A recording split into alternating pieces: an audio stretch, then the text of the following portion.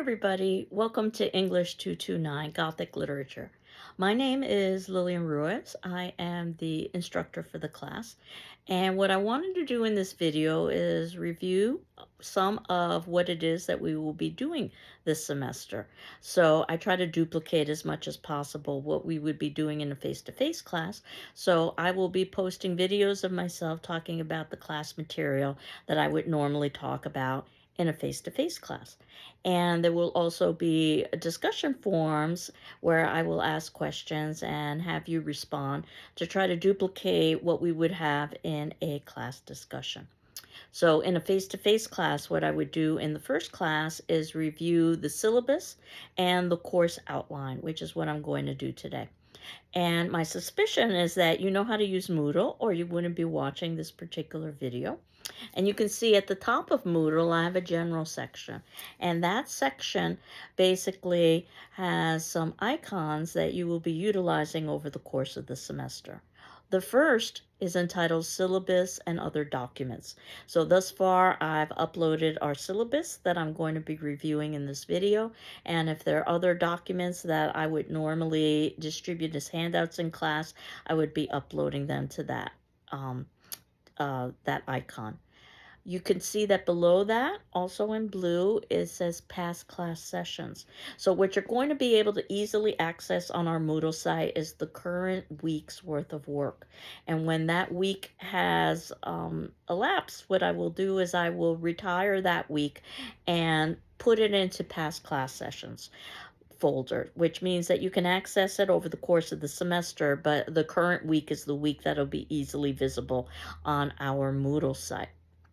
There also is that discussion forum that I was telling you about. That's the third icon where I will be posting what I call attendance questions, and I'll talk about that in a few moments. And this is a place where you can respond.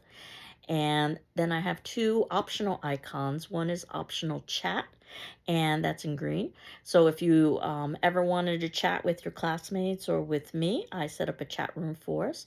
And optional Zoom. If you were to click on that, you'll find my Zoom information if you ever wanted to Zoom. So you can see below that, I've got our current week, which is week 1, which is today, the 4th on Wednesday, though you might be watching this video on another date. And the topic is just purely introduction. And I've also got a little cartoon here reinforcing the importance of the syllabus, that the answers you seek can be found in the syllabus, which is what I'm going to be talking about today. I personally recommend that you take a hard copy, you print up a hard copy of the syllabus and course outline. We're at about minute 3:08 or so this might be a good time to stop, make a hard copy, and then you can read along with me, because what I'm going to be doing is actually reviewing what is in our syllabus and other documents folder. So if you look at the syllabus, you can see that at the top, it begins with my name, Lillian Ruiz. Most people call me Lillian. Just feel free to call me whatever you feel comfortable with. My phone number is there, and you can always leave a voicemail, as is my email, which is ruiz, R-U-I-Z, at gcc.mass.edu. So you might notice that my email address is just my surname without the first initial. And if you're wondering why, it's kind of hard even for me to conceptualize this. But when I started at GCC, we had not instituted a campus-wide email system. I started in 1993. It's hard to believe so many years have gone by. So when we first instituted the email system, we just used surnames. None of us really understood what was happening in terms of the internet. We were all flying by the seat of our pants, and we realized very quickly that there would be a lot of duplication if we just relied on surnames. So surname and first initial made a lot more sense. But if you ever see somebody with a GCC email address that's just their surname, that probably means they've been at the institution for quite a while. And my office, North 328A, that happens to be in the Inclusion and Diversity Center. And I encourage you to come visit the Inclusion and Diversity Center. It is a dedicated space for students who support the ideals of inclusion and diversity. There is a little workstation area there. There is a kitchenette there. There is also a common room there with some soft furniture and some board games. My office is housed there as well, if you ever wanted to talk about inclusion and diversity. So again, I encourage you to visit. And my office hours, times when I should be in my office, though I don't know how useful this will be for you as an online student.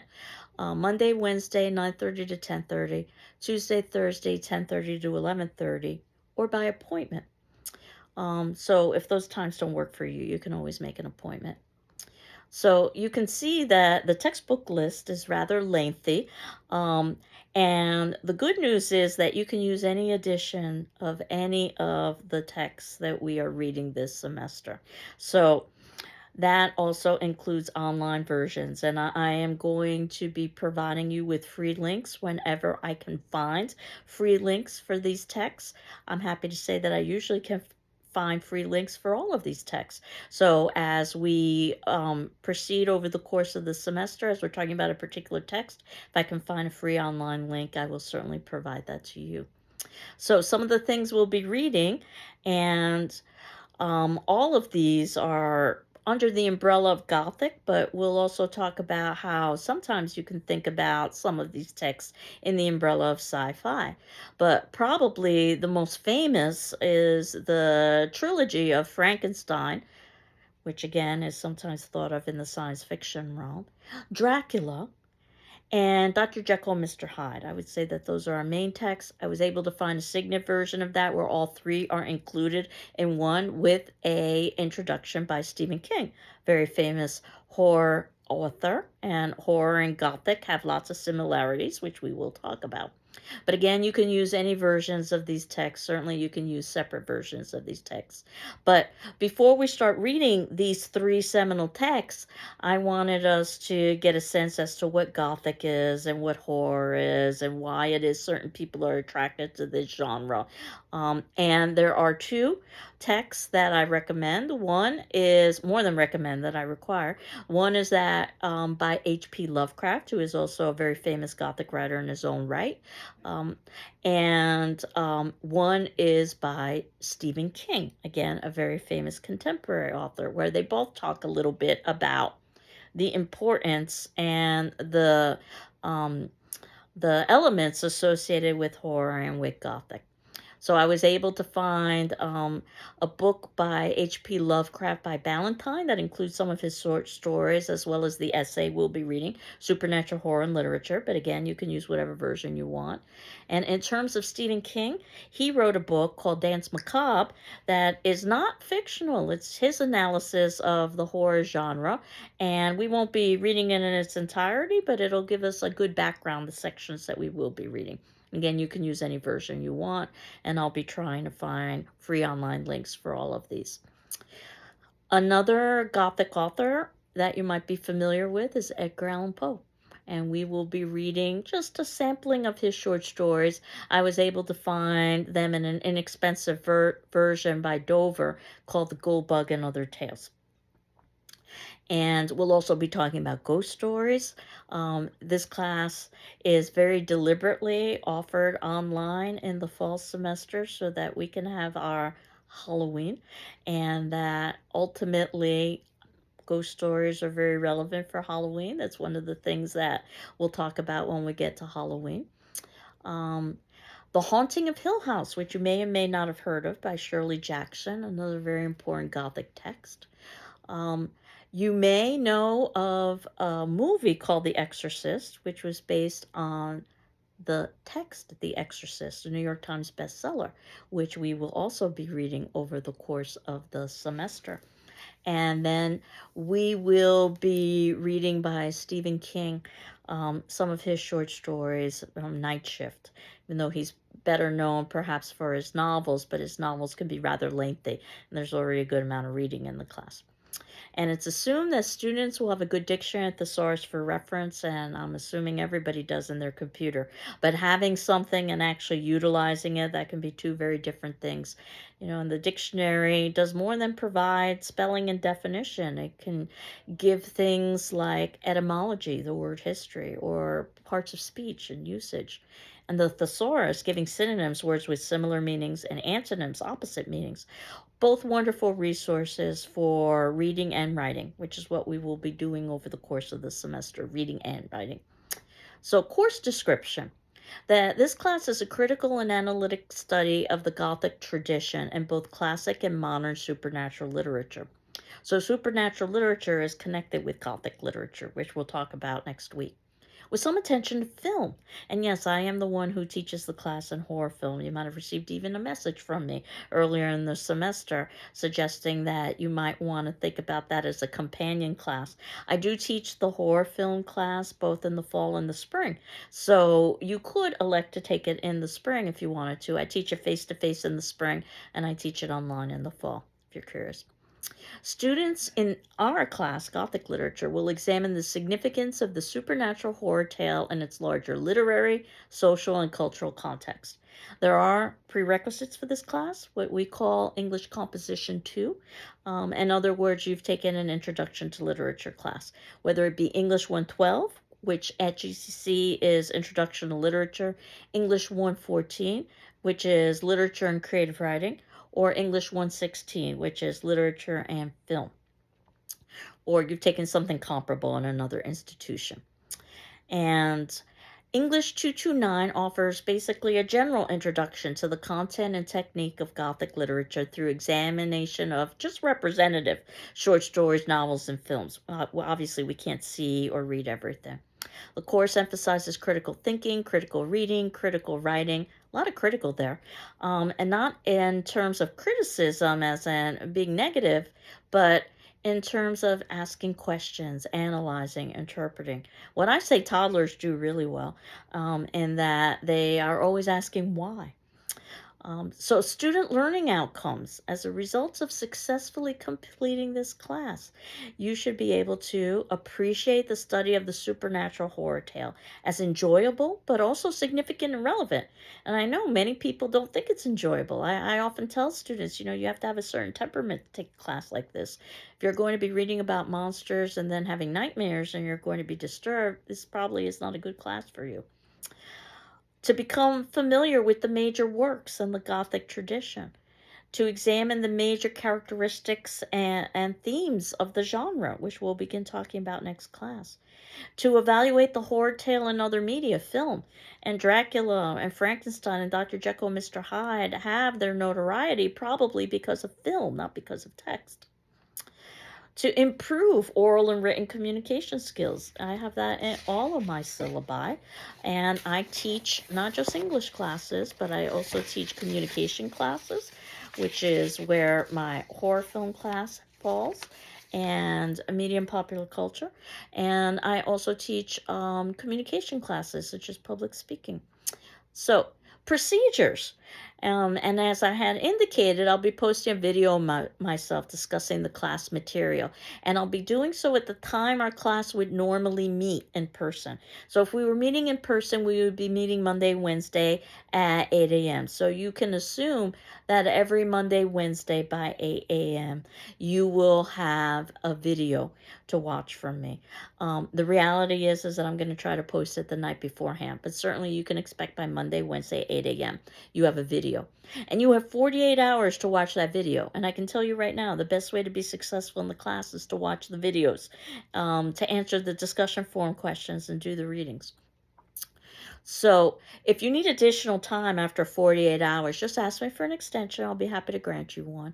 Your answer on the discussion form is what I call your attendance for that class. So at the ending of each video, I'll have an attendance or discussion form response. They will be questions that are not factual, that are basically opinion-based. I'm more interested in your reasoning more than anything else. And this will try to simulate the kind of class discussion that we would be having. And you are not required to respond to your peers' posts. You're certainly encouraged to, much like in a face-to-face class, you are encouraged to raise your hand in response to someone's comment, but you're not required to. What you are required to do, though, is to read all of your classmates' posts, just like in a face-to-face class. What you would be required to do is to listen to all of your classmates' responses. And I know that some students learn best by participating, others learn best by listening. So you can decide how much or how little to participate. But you should read all of the discussion forum responses and my responses in turn, because I will be responding to all of you. And then any of the formal written assignments you would be doing, papers and a final exam, which I will talk a little bit more about shortly, I'm asking that you send that via PDF to my email, which again is Ruiz, R-U-I-Z, at gcc.mass.edu. That's how my grading program works best. And then I'll return that evaluated work to your email. So course requirements. So you're expected to do all the reading and writing assignments by the due date. There will be 2 out-of-class papers. The first will be due about midway through the semester. So that'll give us enough time to talk about what Gothic literature is and do some reading and talk a little bit about writing a paper. The second will be due towards the ending of the semester. Now, I see the first paper, which is due about midway through the semester, as a learning exercise. So you will all have the option of being able to rewrite that for a higher grade after I've evaluated and returned it to you.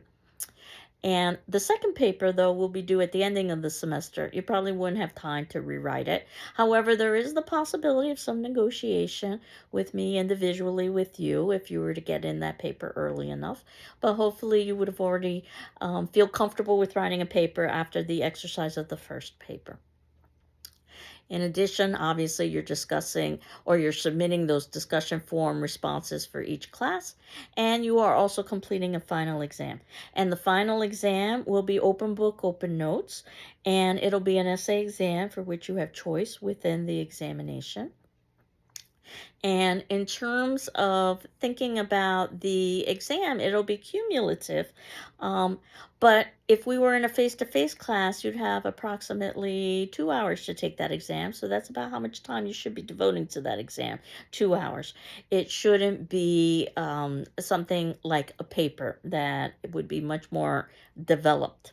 In fact, the papers, I'm going to suggest that they be about 4 to 5 pages long, but they should be as long or as short as you think they need to be to satisfy the requirements of your thesis and defending that thesis. And these will be critical papers, so you are not relying on outside research, you're relying on your own interpretation. And I'll move forward a little bit talking about the Institutional Services Disability Statement. In case you are a new student to GCC, GCC values inclusion and equal access to its programs and activities. It's committed to fostering an environment of respect and full participation. The goal is to create learning environments that are equitable and inclusive and welcoming. So if there are aspects of the instruction or design of this course that result in barriers to inclusion or accurate assessment or achievement, please notify me as soon as possible. And if you're a student with a disability and you might need some reasonable academic accommodations, please contact the Office of Disability Services as soon as possible to discuss your needs and options. And their contact information is listed there. So the attendance discussion form, I'm thinking of the discussion form as attendance, that class activity and discussion is extremely important, can't be made up. So absences and tardiness will be negatively reflected in your participation grade. While each case is different, anything more than 2 absences could lower your grade. Excessive absences could even result in failure. So you don't need to notify me if you're going to miss a particular discussion forum response, but if you're missing several, do let me know what's going on because that is your attendance for the class. In consultations, as I had indicated, you can meet with me during office hours or by appointment. And I have a section here on papers. Mostly it's just about formatting. The papers are due on the day specified via PDF, again, to my email, which is how my grading program works best. Papers should be typed in double space and have 1-inch borders. I hope this sounds familiar from your previous English classes. The final copy of your paper should have a cover page, which lists things, which is a separate sheet of paper or a separate screen in this case, that would list things like the paper title, your name, the course and section number, my name, and the due date. Late papers will lower your grade by 1 full grade, and no late paper will be accepted after 1 week has elapsed unless you've made other arrangements with me beforehand. So ask for an extension, in other words. And it's always a good idea to keep a copy of any paper you submit for yourself. And I'll be distributing paper assignments and talking more about papers over the course of the semester. As I indicated, you have the option of revising that first paper. You want to consult with me and make sure that you are submitting the original evaluated copy that I have put my commentary on along with your revision. And late papers can't be revised, which is another reason for asking for an extension. Once you ask for an extension, it's no longer late. So I'm going to skip the plagiarism section, talk about that next class, and instead talk about the grading for this course. And these are approximate percentages. 25% is participation and discussion form. So basically, make sure that you are responding to the discussion form and reading your classmates' responses, and that's 25% of your grade. And it's also a wonderful way to prepare for the more formal assignments, such as the paper and the final examination. Which is open book, open notes, that final examination. And I'm going to give you choice within that. Essay number 1, which would be approximately 4 to 5 pages, critical paper. 25%, which you have the option of revising. Essay number 2, which would be due towards the ending of the semester rather than midway through the semester. 25%, also 4 to 5 pages, critical paper. And lastly, that final exam, 25%. For an A, excellent, B, good, C, satisfactory. Yes, there are letters that follow C, but I like to concentrate on the first 3. And then you can see that I've got some information about criteria for essay evaluation, what an A looks like, or a B or a C in terms of writing papers, which we'll talk about as the semester progresses. I wanted to move forward to the course outline. And this is a review of what it is we're going to be doing over the course of the semester, with the caveat that dates and assignments may be subject to change, and that reading assignments should be read before the dates indicated below. That's the best way to prepare for the class, because there is a good amount of reading, so you don't want it to pile up at the end. And certainly my class videos are going to be about the reading, so for you to understand what I'm talking about, it's best for you to have done the reading. And I just wanted to give the disclaimer that pursuant to the character of this genre, some of the assigned material may be considered graphic in nature. So if you look below, and you'll see week 1 is just purely introduction, what I'm doing now. Week 2 is when I have some reading scheduled to sort of lay the foundation of what Gothic is. If you don't have an opportunity to get the text by this point, don't panic, because I'll be talking about these texts in my class video to give you some background. And these texts are also available on reserve in the GCC library. So from the text Danse Macabre by Stephen King, I wanted you to review the first 3 chapters: Invitation to Dance, Tales of the Hook, and Tales of the Tarot. If you know anything about Stephen King, he's quite informal in terms of his writing, very colloquial. He's very different from H.P. Lovecraft, who does the same thing, trying to talk about what Gothic is, but he does that in his essay, Supernatural Horror in Literature, which I was able to find as a Dover edition. Dover editions are great books. I like paper copies because they're inexpensive. And that was an essay that Lovecraft wrote, also trying to talk about what he thought the Gothic is. We're beginning with Stephen King, when he wrote this in 1981, and then going backwards and talking about Lovecraft. Obviously, King was informed by Lovecraft. So I warn you right now, Lovecraft is not an easy read, unlike Stephen King. And you don't necessarily need to understand everything Lovecraft is saying, nor have read everything that Lovecraft references. He's a very erudite and also prolific reader. I certainly haven't read everything that he references. It's not a particularly easy essay to read, but I will talk about the major points that are important for us to understand what Gothic is before we actually begin to read some major Gothic texts. And we're beginning with Frankenstein. I try to put these texts in chronological order so that you could see a chronological progression. And you'll see that we've got 2 weeks devoted to Frankenstein, written by Mary Shelley in 1818. We will talk about film so that if all goes well, I'll be able to find a link for you that's for free on the internet that you can watch Frankenstein. And I'm talking about the 1930s iconic Universal Studios version of Frankenstein that helped to bring Frankenstein to popular culture, though there are many versions of Frankenstein that are available. I can tell you what's ideal, but life isn't always ideal. What would be ideal is that by week 3, on the 16th of September, you would have read the entire novel, Frankenstein, so that while we are talking about it for 2 weeks, you're reading the next set of readings. So it would be best if you could read it in its entirety. So I give you a heads up now if you're beginning the reading, but of course, do the best you can. So we will talk about Frankenstein and watch film and discuss film on the 16th, the 18th, the 23rd, and the 25th of September. And that puts us into week 5, believe it or not, where we will talk about another famous Gothic author, Edgar Allan Poe. And we are reading just 4 of his short stories: The Fall of the House of Usher, The Mask of the Red Death, The Telltale Heart, and The Black Cat. And again, in the version that I had ordered for us, again, another Dover edition, The Gold Bug and Other Tales. I've included the page numbers for that. We've got 2 classes devoted to Edgar Allan Poe on the 30th and the 2nd.